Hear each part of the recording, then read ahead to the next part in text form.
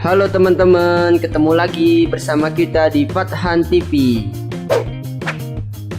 Penggunaan topeng pada umumnya untuk melindungi wajah dari ancaman yang muncul. Topeng juga digunakan untuk menyembunyikan identitas diri dengan maksud agar wajah pemakaiannya tidak dikenal oleh banyak orang. Nah, sebelum kita mulai, nggak ada salahnya dong untuk klik tombol subscribe dan nyalakan loncengnya. Number 1. Meskipun topeng ini terlihat seperti alat penyiksaan abad pertengahan, topeng ini ternyata benar-benar dipakai sebagai perlindungan bagi operator tank Inggris pada Perang Cambrai tahun 1917 saat Perang Dunia I terjadi loh.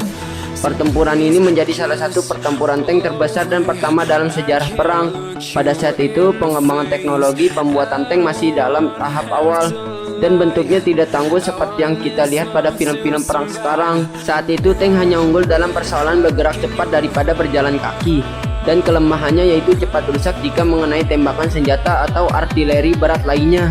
Dengan desainnya yang terbilang lemah, siapapun yang berada di dalam tank sangat rentan terhadap tembakan yang bisa datang dari sisi manapun, serpihan logam, api yang terbakar, dan pecahan peluru lainnya. Bahkan ketika melewati jalur berapi, tank akan mulai memuai dan onderdilnya mulai hancur dengan sendirinya. Hal ini bisa menjadi hal yang membahayakan orang yang berada di dalam tank. Untuk mengantisipasi kecelakaan tersebut, para tentara menggunakan masker yang terbuat dari kulit binatang yang tebal dan bersih guna melindungi wajah mereka dari rentanan peluru maupun ledakan yang terjadi. Kebetulan, pihak Jerman pada awalnya sangat terintimidasi dengan serangan tank-tank dari pihak lawan dan tak diragukan lagi. Mereka juga mulai menggunakan topeng untuk melindungi wajah mereka dari serangan. Setelah melihat bahwa tank-tank pihak musuh tidak efektif dalam memberi serangan, pihak Jerman mentertawakan mereka. Karena hal itu, tank Jerman saat itu menjadi mesin tempur yang paling kuat dan ditakuti oleh pihak musuh. Jadi menurut kalian gimana? Unik gak sih guys? Number 2. Munculnya banyak topeng yang digunakan untuk orang dewasa pada saat perang tak berarti topeng juga tidak digunakan oleh balita saat perang terjadi. Selain bentuk topeng pada orang dewasa saat itu terbilang desainnya cukup menyeramkan, para pembuat topeng yang membuat topeng khusus bayi ini desain sedemikian rupa sehingga tidak menimbulkan rasa takut menggunakan topeng ini pada bayi. Desain topeng yang paling menarik adalah saat Perang Dunia I dan II terjadi. Desain topeng yang digunakan untuk melindungi bayi dari gas beracun dibuat menyerupai helm penyelam. Selain bentuknya yang unik, perangkat ini juga memiliki sebuah pompa manual yang dikendalikan oleh para orang tua untuk memompa udara agar masuk ke dalam topeng ini. Sesuatu yang sepertinya sulit untuk dilakukan jika dalam keadaan darurat. Di Amerika Serikat, anak-anak diberi masker gas dengan desain seperti Mickey Mouse untuk memberi ketertarikan sendiri bagi bayi yang menggunakannya. Meskipun desainnya terbilang unik, beberapa anak-anak yang mengenakan topeng ini terlihat memiliki pandangan kosong ketika menatap seseorang. Selain itu, ada juga versi topeng yang dibuatkan khusus untuk anjing, dinamakan topeng Fido. Hal ini dilakukan karena anjing harus siap membantu dalam perang dalam keadaan apapun. Tak dipungkiri bahwa anjing juga memiliki pengaruh yang besar dalam mendeteksi keberadaan bom ranjau. Markas tempat penyimpanan senjata musuh membentuk melacak tempat persembunyian pihak musuh hingga turut membantu membawa peralatan medis.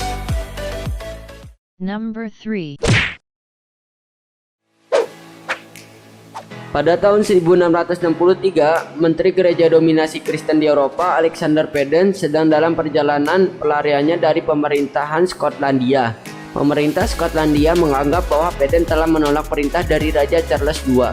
Raja Charles II ingin menghapus sistem presbyterianisme dan bersikeras bahwa akan berlakukan sistem episkopalian. Dalam pemberlakuan sistem baru dalam lingkup gereja, haruslah disetujui oleh semua menteri yang ada. Salah satunya yaitu Alexander Peden. Alih-alih untuk mengikuti hukum dan mendukung langkah raja menuju pemulihan sistem baru, Peden malah melakukan khutbah di rumah-rumah penduduk, ladang, dan lokasi rahasia lainnya. Tindakan yang dilakukan oleh Peden dianggap durhaka terhadap raja dan Peden menjadi salah satu pria paling dicari di Skotlandia saat itu.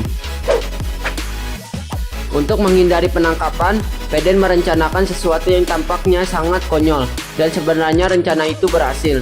Setidaknya untuk sementara waktu, ia merencanakan untuk menyembunyikan wajahnya yang terkenal di balik topeng kain yang dihiasi dengan jenggot merah, wig, gigi kayu, dan bulu di sekitar bulu matanya. Mungkin elemen yang paling mengejutkan dari kisah Alexander Peden adalah bahwa para pengikutnya tampaknya tidak keberatan mendapatkan ajaran agama dari seseorang yang mengenakan topeng lebih mirip iblis daripada seorang pendeta. Peden terus berkhotbah dengan menggunakan topengnya itu sampai akhirnya ia ditangkap pada tahun 1673. Ia kemudian menghabiskan waktu lebih dari 10 tahun di berbagai penjara. Sempat juga diasingkan ke Amerika, akhirnya kembali ke Skotlandia dan meninggal dalam tempat persembunyiannya. Number 4. Skenmaskes atau disebut dengan topeng malu adalah bentuk hukuman yang diberlakukan di Jerman pada abad ke-17 dan 18. Sulit untuk menilai apakah bentuk hukuman ini termasuk aneh atau menyeramkan, tetapi dengan adanya hukuman ini dapat membangkitkan perasaan yang cukup menakutkan ketika orang-orang dipaksa untuk menggunakan topeng ini hanya karena melanggar aturan-aturan sosial yang sepele, seperti bergosip, berkata-kata kotor, atau melakukan penipuan sosial lainnya. Jika dilihat sekilas, topeng ini memiliki bobot yang terbilang cukup berat. Untuk desain topeng ini yang berliku-liku membuat topeng ini sengaja dibuat untuk memperlakukan si pelaku kejahatan sebanyak mungkin. Desainnya yang seperti itu membuat masyarakat menganggap topeng itu terlihat konyol, dan siapapun yang menggunakan topeng itu menggambarkan kekonyolan terhadap dosa yang dilakukan. Selain bentuknya yang terbilang unik, para pembuat topeng juga menambah beberapa desain unik lainnya pada topeng malu ini, seperti menambahkan teling keledai untuk menandakan pengguna topeng adalah orang bodoh, lidah panjang untuk menandakan seorang penggosip, atau hidung babi untuk menandakan bahwa orang itu kotor. Beberapa topeng juga dibuat untuk menghasilkan suara siulan setiap kali pemakaiannya. Menghembuskan nafas, hal ini tentu menambahkan kekonyolan dan rasa malu pada pemakai topeng ini. Para pelaku kejahatan yang memakai topeng ini juga dibiarkan hidup bebas di masyarakat untuk mempermalukan diri mereka, sehingga banyak dari mereka yang mendapat ejekan dan olokan, bahkan lemparan tomat busuk dari setiap orang yang melewatinya. Sebelum dipraktekkan di Jerman, topeng ini juga sempat menjadi bentuk pelecehan khusus dari Inggris sebagai bentuk hukuman serupa yang banyak digunakan oleh wanita. Number 5. Hampir semua budaya suku pribumi memiliki topeng religius yang digunakan dalam setiap ritual-ritual tertentu saja. Kebanyakan dari suku-suku menggunakan topeng religius ini sambil menari dengan tarian yang cukup menakutkan. Namun topeng suku Iroquois cukup unik dalam bentuk dan desainnya. Topeng ini dipakai oleh anggota suku Iroquois yang mendalami tentang obat-obatan. Jadi para tabib, atau lebih tepat disebut dukun di suku Iroquois, dipakai sebagai pilihan terakhir untuk berobat ketika tidak ditemukan penyembuh lain lagi yang dapat menyembuhkan orang sakit. Jadi semacam dukun penyembuhlah yang menggunakan topeng ini. Ada satu hal yang membuat topeng ini lebih mengerikan dari suku-suku lainnya. Topeng ini bukan hanya ukiran kayu saja, namun lebih dianggap sebagai perwujudan dari roh. Dengan demikian, ada protokol ketat dalam cara merawat topeng ini. Salah satunya yaitu memandikan topeng ini dengan minyak dan lemak hewan, memberi sesembahan bubur jagung putih, dan membakar tembakau untuk menghormati roh-roh yang hidup di topeng tersebut. Ketika para dukun mengenakan topeng ini, para dukun seakan-akan kesurupan dan melakukan perbincangan dengan setan atau iblis yang dikeluarkan dari tubuh orang yang terkena sakit. Para dukun melakukan perundingan agar orang sakit menjadi sehat. Jadi menurut kalian gimana nih guys? Unik gak sih? Oke, sekian dulu pembahasan dari kami nih. Semoga kalian terhibur, dan jangan lupa klik tombol subscribe dan nyalain loncengnya ya.